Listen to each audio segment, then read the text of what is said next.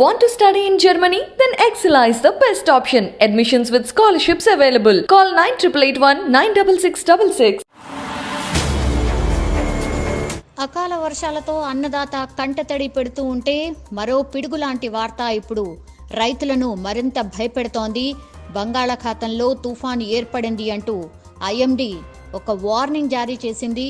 తుఫాన్ ఏర్పడడానికి అనుకూల వాతావరణం ఉంది అంటూ ఒక ప్రకటన అయితే వెలువడింది. బంగాళాఖాతం ఆగ్నేయ ప్రాంతంలో వచ్చే 48 గంటల్లో ఉపరితల ఆవర్తనం ఏర్పడుతుందని 6వ తేదీ నాటికి ఇది తుఫాన్గా మారబోతోంది అని పేర్కొంది. దీని ప్రభావం ఒడిశా అండ్ ఏపీపై తీవ్రంగా ఉండొచ్చని ఒక అభిప్రాయం అయితే వ్యక్తం చేసింది. సో ఒడిశా ఏపీలో భారీ వర్షాలు కురుస్తాయని వాతావరణ శాఖ తెలిపింది.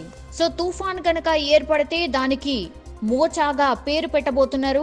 గత సంవత్సరం ఇదే మే నెలలో అసానీ తుఫాన్ బీభత్సం క్రియేట్ చేసింది. ఇప్పుడు మరోసారి అదే పరిస్థితులు కనిపించేలా ఉన్నాయి. రాగల 48 గంటల్లో ఏపీ వాతావరణంలో భారీ మార్పులు ఉంటాయని వాతావరణ శాఖ తెలియజేస్తోంది. పల్నాడు జిల్లాలో భారీ వర్షానికి కళ్లాల్లో ఉన్న వరి, మొక్కజొన్న అండ్ మిర్చి పంటలకు ఇప్పటికే నష్టం వాటిల్లింది.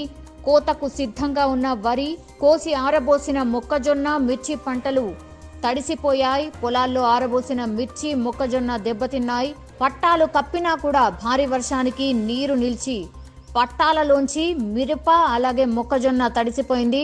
పొలాల్లో ఉన్నటువంటి మొక్కజొన్న, మిర్చి, జొన్న పంటలను ఎండబెట్టుకునేందుకు కూడా రైతులు నానా తంటాలు పడుతున్నారు. పలు చోట్ల కళ్ళాల్లో ఆరబోసిన మిర్చి, మొక్కజొన్నపై రైతులు ముందస్తుగా పట్టాలు కప్పి ఉంచినా కూడా కొన్ని చోట్ల గాలులకు పట్టాలు ఎగిరిపోయి పంటలు కూడా తడిసిపోయాయి. దీంతో రైతులైతే ఆందోళన చెందుతున్నారు.